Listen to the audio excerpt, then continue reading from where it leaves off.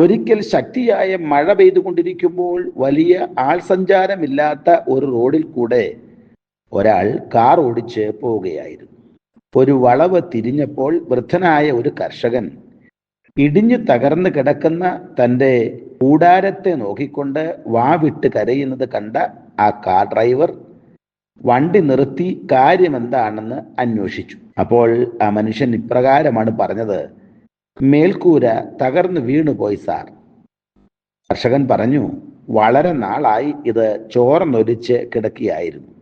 ഒടുവിൽ അത് നിലം പതിച്ചു. അങ്ങനെ സംഭവിക്കുന്നതിന് ദിവസങ്ങൾക്ക് മുമ്പ് തന്നെ അത് ശരിയാക്കാഞ്ഞത് എന്തുകൊണ്ടാണ് എന്ന് ആ ഡ്രൈവർ ആ വൃദ്ധനായ കർഷകനോട് ചോദിച്ചു. അതിന് ആ കർഷകൻ പറഞ്ഞ മറുപടി: എൻ്റെ സാറേ, ഇതുവരെയും അതിന് സൗകര്യമുണ്ടായില്ല. വേനൽക്കാലത്ത് അത് നന്നാക്കേണ്ട പ്രത്യേക ആവശ്യമൊന്നും ഉണ്ടായില്ല. മഴക്കാലത്താകട്ടെ പണികൾ നടത്തുന്നത് പ്രയാസകരവുമാണല്ലോ. ഒരു പ്രതിസന്ധി എപ്പോഴും നമ്മുടെ ക്രിസ്തീയ സ്വഭാവത്തെ വികാസനത്തിലേക്ക് വരുവാൻ സഹായിച്ചു എന്ന് വരില്ല. എന്നാൽ ഒരു യഥാർത്ഥ ക്രിസ്തീയ സ്വഭാവം നമ്മിലുണ്ടോ എന്ന് വെളിപ്പെടുത്തുവാൻ അതിന് കഴിയും. ദൈനംദിന ജീവിത നടപടികൾ ദൈവത്തിന്റെ വചനം പ്രായോഗികമാക്കുന്നതിലൂടെയാണ് നാം ആത്മീയമായി ശക്തി പ്രാപിക്കുന്നത്.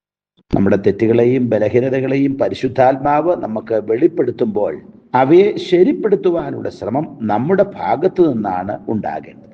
ഒരുപക്ഷെ ദൈവവചന ധ്യാനത്തിലൂടെയോ നാം കേൾക്കുന്ന ഏതെങ്കിലും ഒരു ക്രിസ്തീയ ഗാനത്തിലൂടെയോ ക്രിസ്തീയ പ്രഭാഷണത്തിലൂടെയോ ദൈവത്തിന്റെ ആത്മാവ് നമ്മെ അവ ബോധ്യപ്പെടുത്തിക്കൊണ്ടേയിരിക്കും. അങ്ങനെ പരിശുദ്ധാത്മാവ് നമ്മുടെ പാപങ്ങളെക്കുറിച്ച് നമുക്ക് ബോധ്യം വരുത്തുമ്പോൾ പിന്നെയാകട്ടെ നാളെയാകട്ടെ എന്ന് ഒഴിവുകഴിവ് പറഞ്ഞ് മാറ്റിവെക്കുകയോ ഏതെങ്കിലും ദുഷ്പരിചയത്തെ അഗണ്യമായി വിചാരിച്ച് ഇങ്ങനെ ചെയ്യുന്നതിലൊന്നും വലിയ കുഴപ്പമില്ല എന്ന് ചിന്തിച്ച് മുന്നേറുകയോ ചെയ്താൽ നാം ഒരിക്കൽ ആത്മീയമായി തകർച്ച നേരിടുക തന്നെ ചെയ്യും.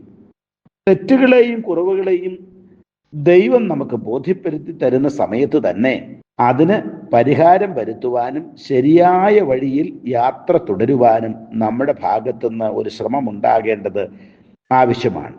എൻ്റെ ചെറിയ പാപങ്ങളെല്ലാം അധികം താമസിയാതെ ഞാൻ ഉപേക്ഷിച്ച് കർത്താവിന് വേണ്ടി ജീവിക്കാൻ തുടങ്ങും എന്ന് ചിന്തിച്ചു കൊണ്ടിരിക്കുന്ന ധാരാളം ആളുകളെ നമുക്ക് കാണുവാൻ പറ്റും. ആ മനോഭാവം വളരെ നല്ലതാണ്. പക്ഷേ അതിനുവേണ്ടി സമയം ദീർഘിപ്പിച്ച് കൊണ്ടുപോകരുത്. നാളെ മുതൽ എന്നുള്ള ഈ മനോഭാവം ഒരു തകർച്ചയിലേക്കായിരിക്കും നമ്മെ വഴി നടത്തുന്നത്. ആകയാൽ എൻ്റെ ഈ വചനങ്ങളെ കേട്ട് ചെയ്യുന്നവൻ ഒക്കെയും പാറമേൽ വീട് പണിത ബുദ്ധിയുള്ള മനുഷ്യനോട് തുല്യനാകുന്നു എന്നാണ് ദൈവവചനം നമ്മെ പഠിപ്പിക്കുന്നത്. നല്ല മേൽക്കൂര പണിയുന്നതിൻ്റെയും ബലവത്തായ ക്രിസ്തീയ സ്വഭാവത്തിൻ്റെയും ഉറപ്പുള്ള ഒരു അടിസ്ഥാനം രഹസ്യ ജീവിതത്തിലെ തെറ്റുകളെ അനുദിനം കണ്ടെത്തി അവയെ ദൈവവചനത്തിലൂടെ ശോധന ചെയ്ത് വിട്ടുകളയേണ്ടതിനെ വിട്ടുകളയുകയും ദൈവത്തോട് അധികമായി പറ്റിച്ചേർന്ന് ജീവിക്കുകയും ചെയ്യുന്നതാണ്. ഞങ്ങളെ വിളിക്കുവാൻ ആഗ്രഹിക്കുന്നുവെങ്കിൽ 0988-022-1957 എന്ന നമ്പർ ഉപയോഗിക്കുക.